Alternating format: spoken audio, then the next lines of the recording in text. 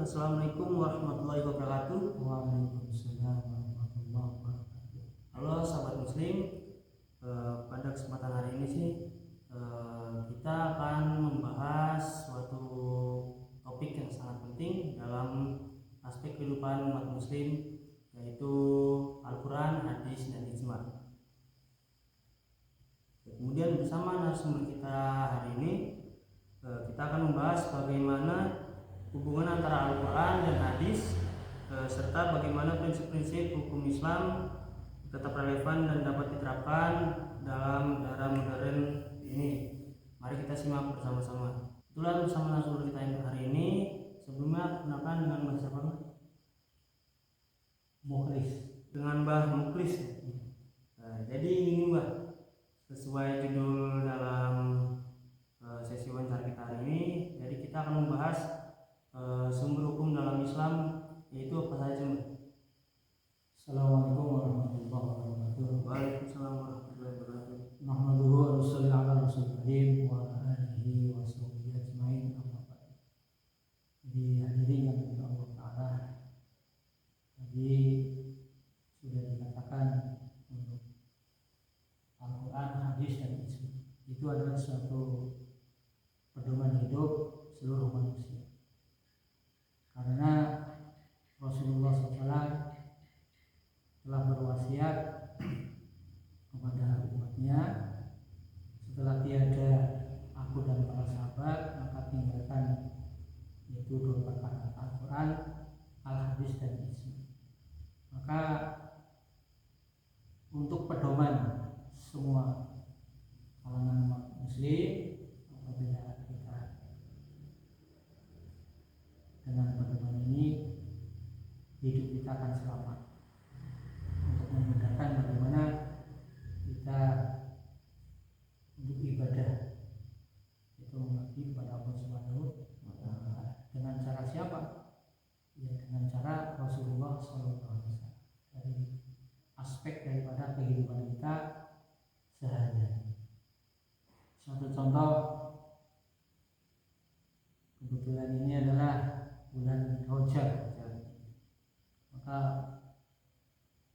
dalam bulan ini ada suatu peristiwa yang sangat penting, yaitu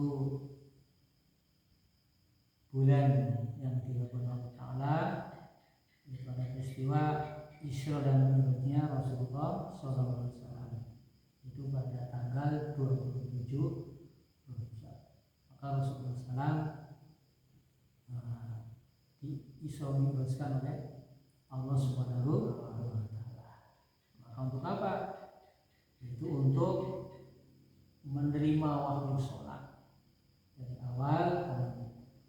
Kisah secara ringkas pertama adalah 50 waktu, maka sampai itu 5 waktu. Maka pada saat itu para sahabat pun sangat takjub. Apa artinya? Jadi sangat singkat, hanya sepertiga malam. Maka sebagai ringkasan daripada peristiwa tersebut, maka membawa daripada itu wahyu yang sekarang dilaksanakan oleh Islam, yaitu sehari semalam 5 waktu, jadi 17 rakaat. Maka Allah SWT berfirman, yaitu aqimis sholat inna sholata tanha 'anil fahsya'i wal munkar. Maka sholat itu adalah perintah Allah. Barang siapa yang melakukan sholat itu bisa mencegah perbuatan keji dan munkar. Maka alhamdulillah kita ini dikenalkan sebagai umat baginda Rasulullah SAW, itu umat Islam. Maka apabila kita mengikuti jejak langkah beliau, insya Allah kita hidupnya akan selamat di dunia wal akhirah. Mengapa sih kita harus memahami hubungan antara Al-Quran dan hadis dalam kehidupan sehari-hari? Ya, karena itu penting sekali. Karena apabila kita landasan atau pedoman yang kuat, maka hidup kita akan celaka. Tapi bagi orang-orang yang sudah memahami atau mempelajari daripada firman Allah al-hadis itu, insya Allah maka hidupnya akan jalan yang benar, yaitu dengan hukum-hukum yang sudah ditentukan oleh Allah Subhanahu wa Ta'ala. Contohnya tadi, barang siapa yang melakukan sholat ini bisa mencegah dari perbuatan keji dan munkar. Kemudian bagaimana sholat yang dicontohkan Rasulullah, yaitu dengan sunnah. Sunnah itu adalah aspek daripada kehidupan Nabi kita Muhammad SAW, dari surah, sirah, dan sairah. Jadi surahnya apa? Fikirnya Rasulullah. Kemudian juga risonya. Riso bagaimana Rasulullah itu tatkala mau meninggal saja, itu yang disebutkan adalah umati anusa as-sholah. Jadi yang jangan sampai umatnya ini meninggalkan daripada sholat. Insya Allah. Terus ini bagaimana kedudukan Al-Quran sebagai sumber hukum tertinggi dalam Islam, dan apa tantangan terbesar dalam menerapkannya di era modern saat ini? Karena Al-Quran dari zaman ke zaman ini pasti bil haq, hukumnya hak. Karena apabila kita mempelajari daripada firman Allah, kemudian kita belajar al-hadis dan ijma, maka hidup di zaman sekarang sudah zaman akhir, sudah serba mewah dan sebagainya, tapi kita insya Allah akan terselamat dari berbagai hara-hura dunia yang semacam ini.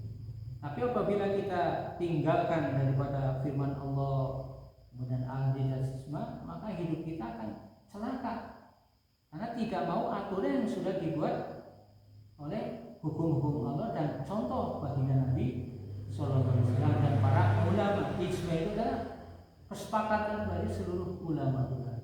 Insya Allah apabila kita berpedoman dalam semacam ini, walaupun gonjang ganjing istilahnya ini dunia berbagai apapun, insya Allah kita akan selamat. Itu insya Allah. Terus ada pertanyaan lagi, Mbak.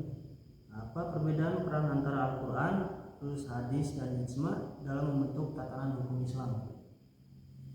Ya, setiap perkara apapun dalam musyawarah, misalnya kita berhubungan dengan lingkungan, contohnya untuk menegakkan lingkungan kita, contohnya dalam hukum Allah, contohnya khomer, gitu kan? Khomer, kemudian juga berjudi, itu kan hukumnya haram.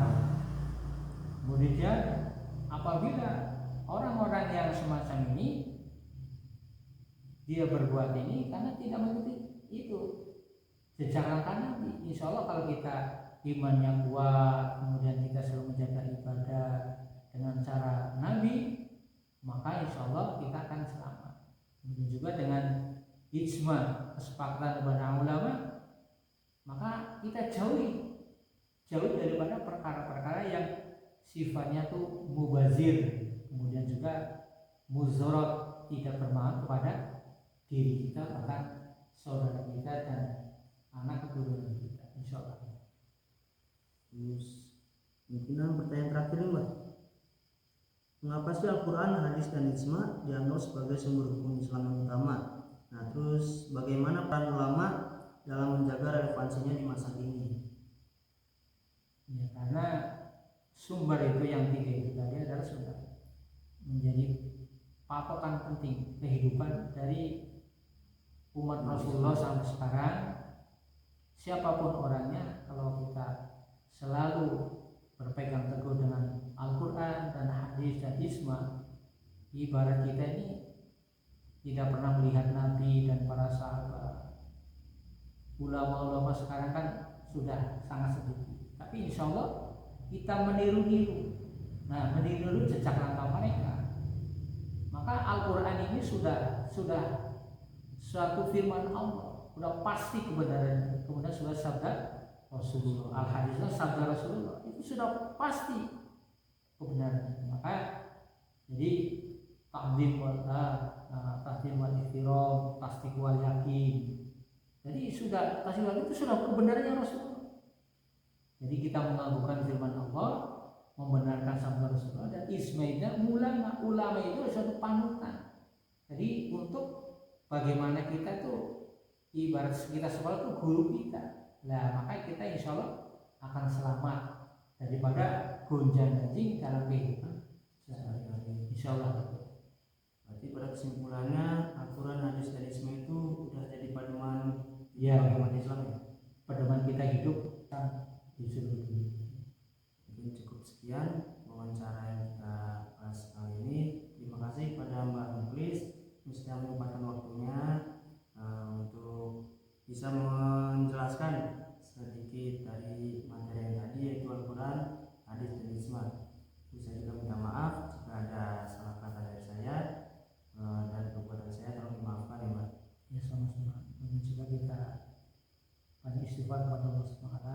Kemudian apabila yang kita katakan tadi mungkin banyak kehilafan, kekurangan, ini atas nama kebodohan kita sendiri. Kemudian bila mana ada benarnya itu datang dari Allah Subhanahu wa Ta'ala, maka kita selalu berdoa atau memohon kepada Allah supaya kita selalu dibimbing dan petunjuknya, sehingga kita selamat di dunia wal akhirah. Subhanallahumma wa bihamdika asyhadu an la ilaha illa anta astaghfiruka wa atubu ilaik. Wassalamualaikum warahmatullahi wabarakatuh.